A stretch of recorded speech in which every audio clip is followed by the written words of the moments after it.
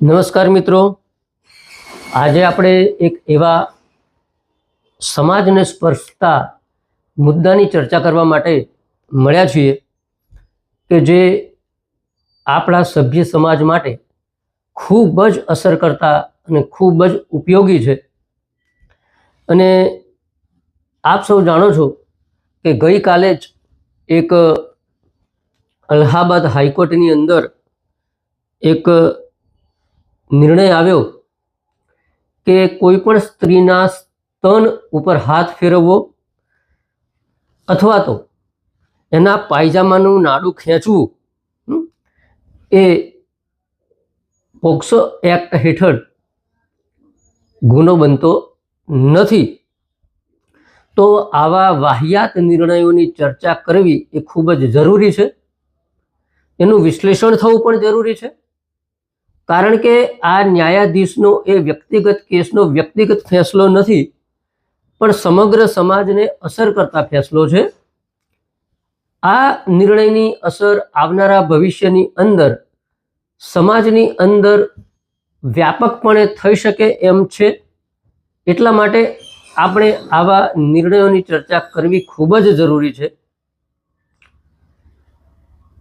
બીજા કોઈ એડવોકેટશ્રીઓ વકીલશ્રીઓ ચર્ચા કરે કે ના કરે, પણ એક કાયદાના વિદ્યાર્થી તરીકે, એક સભ્ય ભારતના નાગરિક તરીકે અને એક સામાજિક વ્યક્તિ તરીકે આ નિર્ણયની ચર્ચા કરવી અને આ નિર્ણયનું વિશ્લેષણ કરવું એ મારી નૈતિક ફરજ છે અને એના ભાગરૂપે જ આપણે આનું આજે વિશ્લેષણ કરીશું।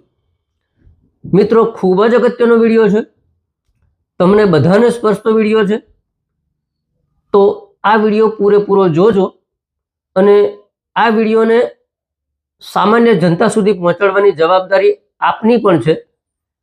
તો આ વિડીયોને વધુમાં વધુ શેર કરજો। તો મિત્રો, ચર્ચા કરીએ અલ્હાબાદ હાઈકોર્ટના ન્યાયાધીશે આપેલા ચુકાદાની। મિત્રો, તો એ ચુકાદાની અંદર એક 2021ની અંદર એક કેસ હતો, બનાવ બનેલો હતો કે એક દીકરીને લિફ્ટ આપવાના બહાને બે આરોપીઓ કે જેનું નામ આકાશ અને પવન હતું, અને એ બંને જણાએ લિફ્ટ આપી અને એને એક બ્રિજના નીચે, પુલિયાના નીચે ખેંચી ગયા। પવન નામના વ્યક્તિએ એના સ્તન ઉપર હાથ ફેરવ્યા, આકાશ નામના વ્યક્તિએ એના પાયજામાનું નાડું ખેંચ્યું। એની ઉપર નીચલી અદાલતની અંદર પોક્સો એક્ટની કલમ 18 અને 376 મુજબના આરોપો મુજબ કેસ ચલાવવાનું નક્કી થયું અને આ બંને નરાધમ તહોમતદારો એ હાઈકોર્ટ તરફ પ્રયાણ કર્યું અને માંગણી કરી કે આ ગુનાનું તહોમત એ ઘટાડવામાં આવે, એની કલમો ઘટાડવામાં આવે। તો એ મુજબનો આ ઉત્તર પ્રદેશની યોગી મહારાજના રાજ્યની અલ્હાબાદ હાઈકોર્ટનો ચુકાદો છે। આ જણાવવું જરૂરી છે, કારણ કે યોગીજી તો પોતાને આમ સંત કહેવડાવે છે, તો એમના સંતના રાજ્યના આ મહાનુભાવે શું ચુકાદો આપ્યો, એમણે એવું કહ્યું। અને એ જસ્ટિસ સાહેબનું નામ પણ તમને કહું મિત્રો, બહુ રોચક નામ છે એમનું। અત્યારે આ નામ વાળી વ્યક્તિના મગજમાં કેવા વિચારો હોય છે, એટલે એવું નહીં કે રાવણ નામ હોય તો એ ખરાબ જ હોય અને રામ હોય નામ એટલે એ સદાચારી હોય। આ જસ્ટિસ સાહેબનું નામ છે જસ્ટિસ રામ મનોહર નારાયણ મિશ્રા। રામ પણ આવી ગયા ને નારાયણ પણ આવી ગયા અને મનોહર પણ આવી ગયા, મનને હરી લેનારા। આ એમનું નામ છે, રામ મનોહર નારાયણ મિશ્રા।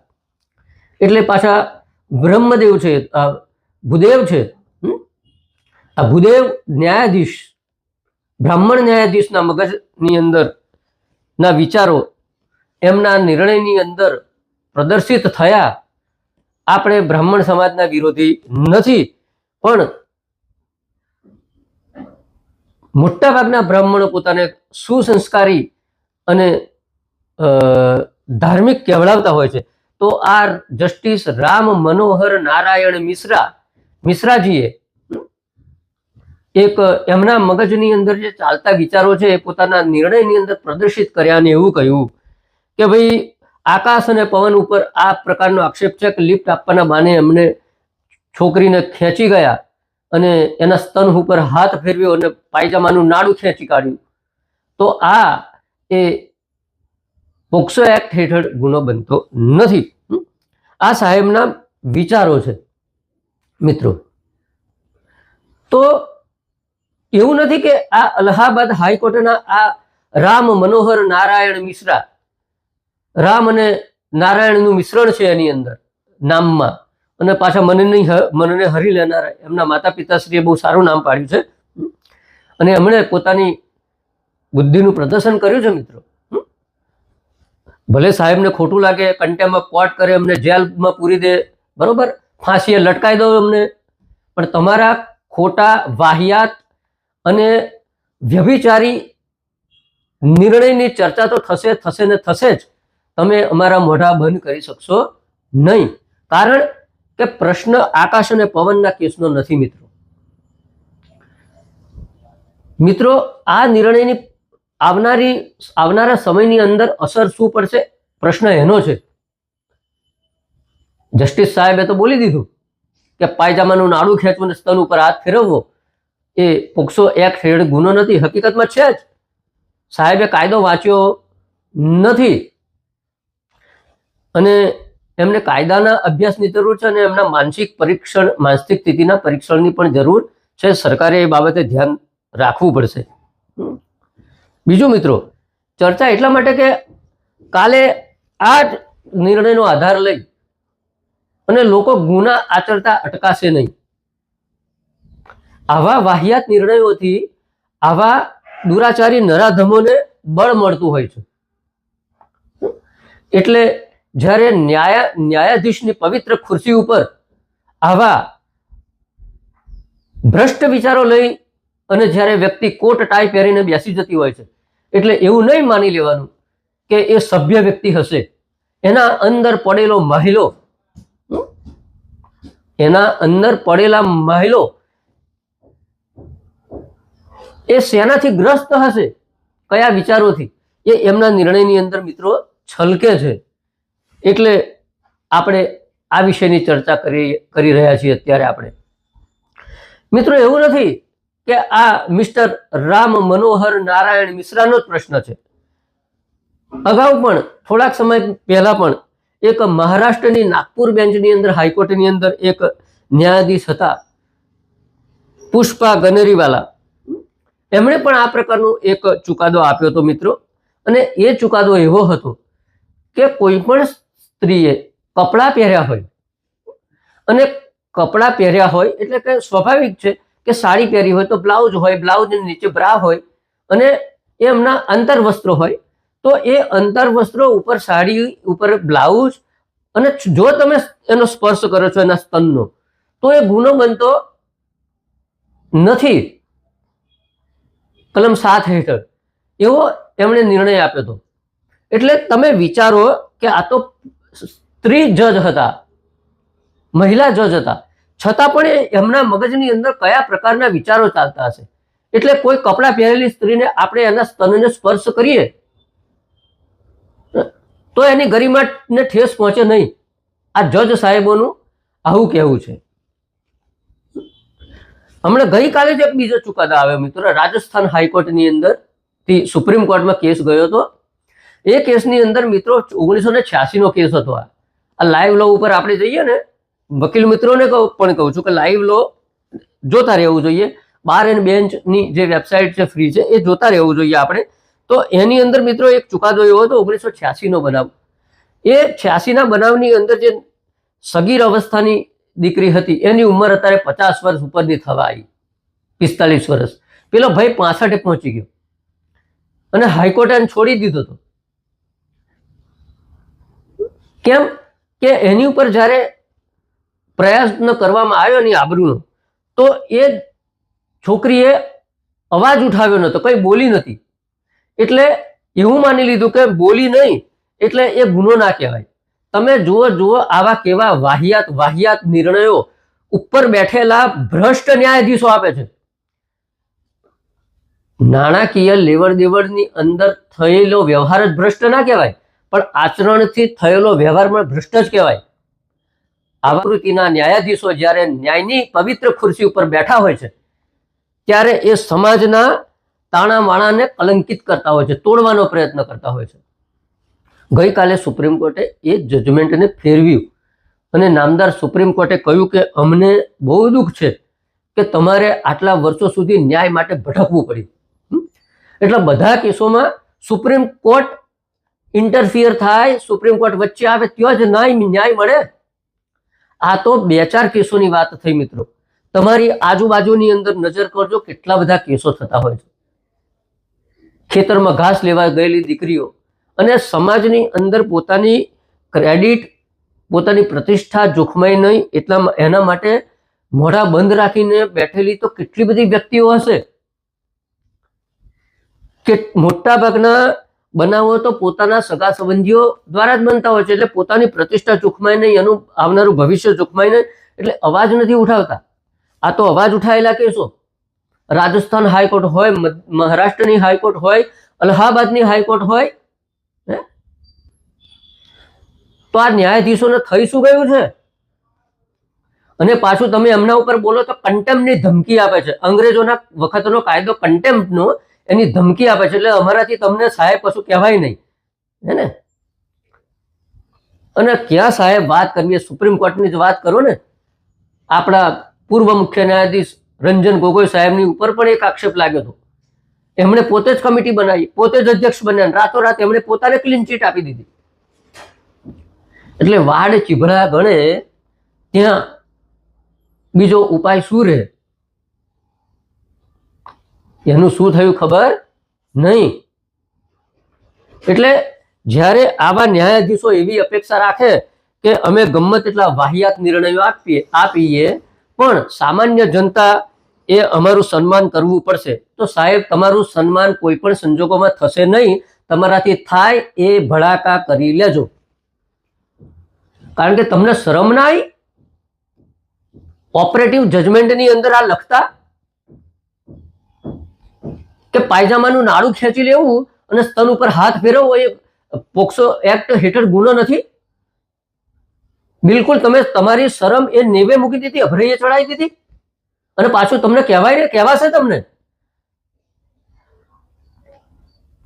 તમે અમારા મોઢા બંધ કરી શકશો નહીં, કારણ કે હું મારી ભારતની જનતા, ભારતની નારીઓના ગરિમા સાથેનું કોઈ પણ બાંધછોડ કરવા માટે હું એના સમર્થનમાં નથી.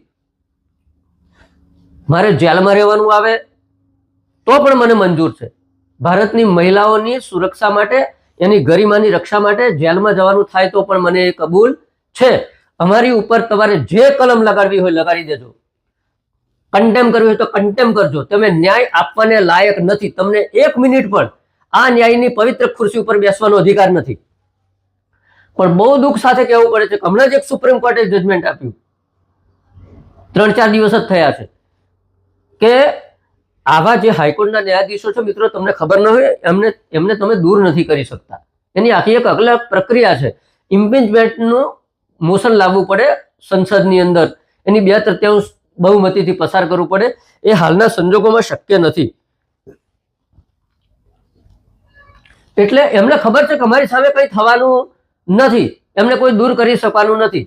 હમણાં જ એક આ જ અલ્હાબાદ હાઈકોર્ટના ન્યાયાધીશ મિસ્ટર યાદવ, એમણે એક વિશેષ જાતિ માટે કઠમુલ્લા શબ્દ વાપર્યો હતો. કોલિજિયમની કમિટીએ એમને બોલાવ્યા, અંદર ગુપ્તગુ થઈ, ઠપકા ઠપકી આપી, બહાર નીકળીને પાછા કે હું મારા સ્ટેન્ડ ઉપર કાયમ છું.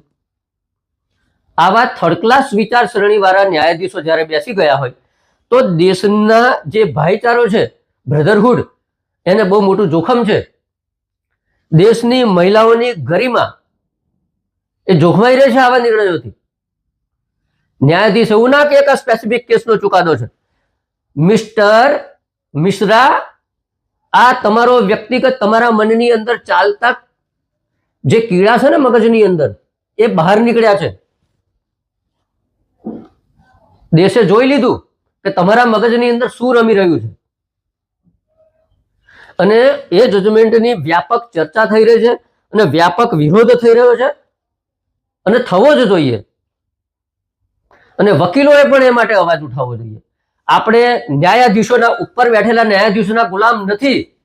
આપણને ન્યાયતંત્ર કે સરકાર પગાર આપતી નથી. આપણે સમાજ સાથે ગ્રાઉન્ડ રિયાલિટી સાથે જોડાયેલા વ્યક્તિઓ છીએ. એટલે સમાજનો અવાજ તો આપણે વકીલ તરીકે ઉઠાવવો જ પડશે. બરોબર? ન્યાયાધીશો બનીને બેઠા છે, એમના મગજ આના હિસાબે તો મિત્રો આપણા ધર્મશાસ્ત્રોની અંદર રાવણે સીતાજીનું હરણ કર્યું તો આ મિશ્રા, જો આ કેસ મિશ્રાની કોર્ટમાં હોત તો મિશ્રાએ તો એવું કહ્યું હોત કે રાવણે કોઈ ગુનો કર્યો નથી, એણે સીતાને ક્યાં કશું કર્યું હતું. આ જ કેસ દુર્યોધનનો, દ્રૌપદીના ચીરહરણનો કેસ માની લો કે એની કોર્ટમાં હોત તો કે દુર્યોધન નિર્દોષ છે.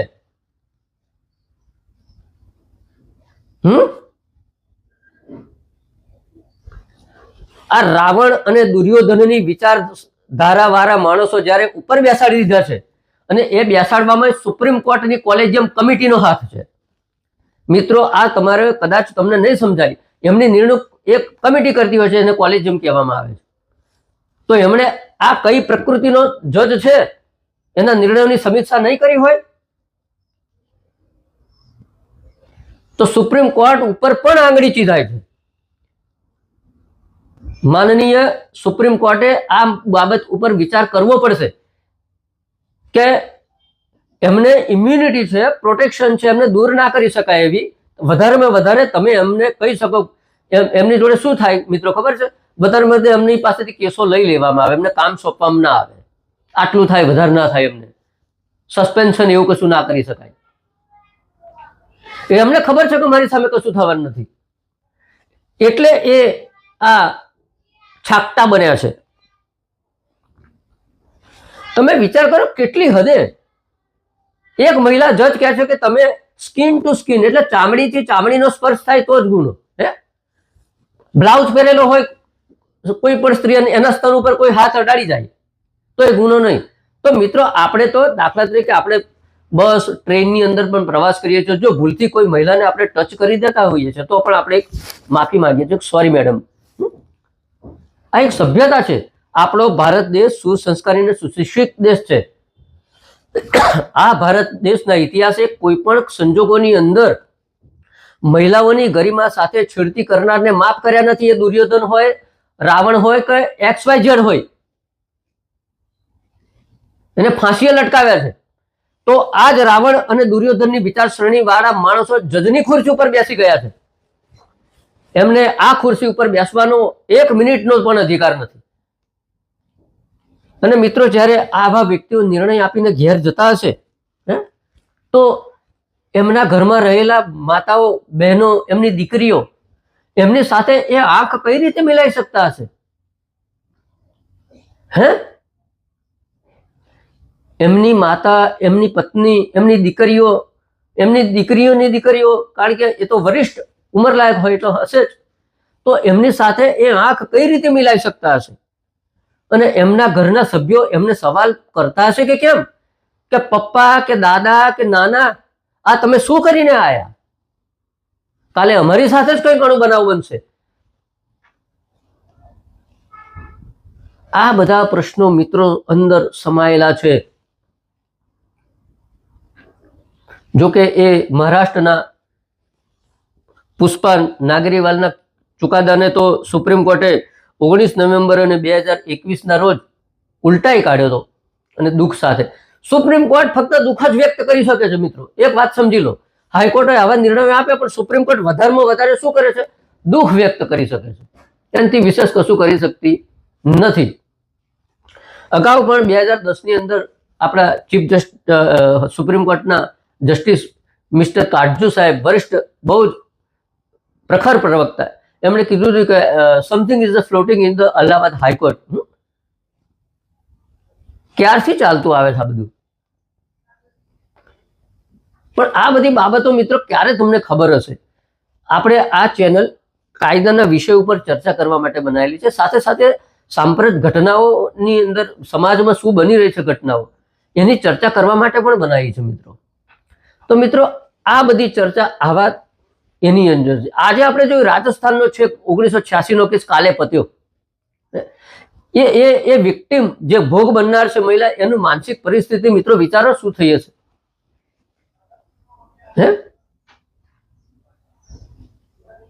આ મહારાષ્ટ્રની અંદર આપેલા ચુકાદાની આપણે ચર્ચા કરી. એ વિક્ટિમ જે ભોગ બનનાર છે એની માનસિક પરિસ્થિતિ, એના કુટુંબની માનસિક પરિસ્થિતિ શું હશે. જજ સાહેબ તો ટક ટક લખીને સહી કરીને જતા રહે ચેમ્બરમાં. પછી દેશની અંદર જે થવું હોય થાય. એટલે આ ન્યાયતંત્રને ખાડે લગાડવાનું કામ, ન્યાયતંત્રને બદનામ કરવાનું કામ જો થતું હોય તો આવા જજોના કારણે થાય છે. અને જ્યારે કોઈ સેમિનાર હોય, કોઈ બિલ્ડિંગનું ઉદ્ઘાટન હોય, તો જજોને એક સોફ્ટ ટાર્ગેટ મળી ગયો છે વકીલોનો. તો કહે છે કે વકીલો મુદતો માગ કરે છે, ન્યાય વિલંબમાં પડે છે. અરે ભાઈ, અમે સોફ્ટ ટાર્ગેટ છીએ, અમારી પાછળ બેકિંગમાં કોઈ નથી, એટલે તમે અમને ટાર્ગેટ બનાવો છો વારંવાર, અમારા કારણે કેસો વિલંબમાં પડે છે. નીચેની કોર્ટમાં આવીને જુઓ તો તમને ખબર પડે કે કોણ કેસોને વિલંબમાં નાખે છે. કારણ વગરની 3-3 મહિનાની તારીખો કોર્ટ જાતે નાખી દે છે.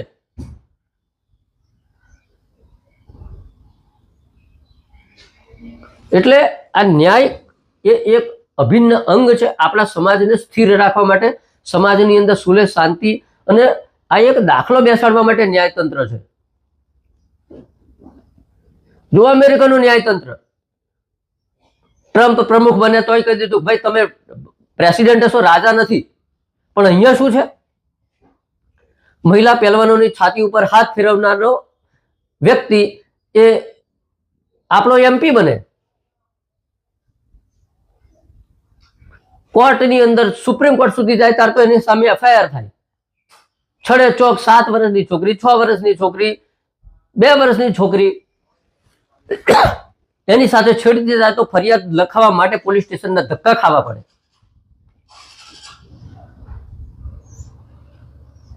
અને ઉપરની કોર્ટો ગઈકાલે જે પાછું જજમેન્ટ આવ્યું મિત્રો, જે લલિતા કુમારીનું જજમેન્ટ હતું, ગાઈડલાઈન છે એની માર્ગદર્શિકા, તે તરત જ FIR નોંધવી 15 દિવસની અંદર વધારેમાં વધારે તપાસ કરીને. પરમ દિવસના જજમેન્ટમાં શું કે છે, ના એ જજમેન્ટ આખરી નથી. તો ભાઈ તમારું જજમેન્ટ કેમનું આખરી? તમે કહ્યું કે ઇન્કવાયરી તો થવી જ જોઈએ, તો જો લલિતા કુમારીનું જજમેન્ટ આટલા વર્ષોથી આખરી નથી તો તમારું કેમનું આખરી? એટલે તમને મન ફાવે એવી રીતે તમે સામે વ્યક્તિ કોણ છે એ જોઈને નિર્ણય કરશો, અને અમારાથી તમને કશું કહેવાશે નહીં. તમારા નિર્ણયોની ન્યાયિક સમીક્ષા તો થશે જ, કારણ કે તમે એવું ના કહી શકો કે તમારો નિર્ણય આખરી છે. લલિતા કુમારીના જજમેન્ટ ઉપર પ્રશ્ન ઉઠાવતા પહેલા તમે વિચારો કે તમારો નિર્ણય પણ આખરી નથી. તો મિત્રો ન્યાયતંત્રમાં આ ચાલી રહ્યું છે.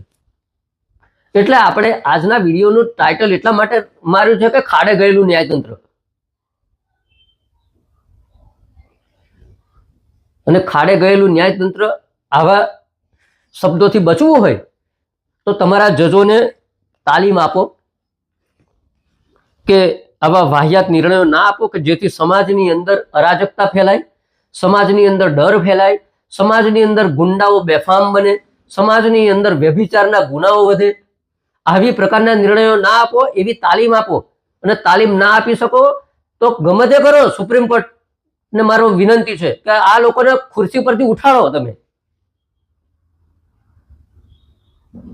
આવા લોકો સમાજ માટે ન્યાય આપવાને લાયક નથી.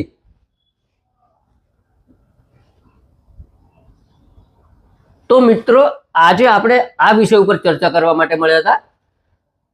જો તમને મારી ચર્ચાની અંદર તથ્ય લાગ્યું હોય, સત્ય લાગ્યું હોય, તો મિત્રો આ વિચારો અસંખ્ય લોકો સુધી પહોંચવા જોઈએ.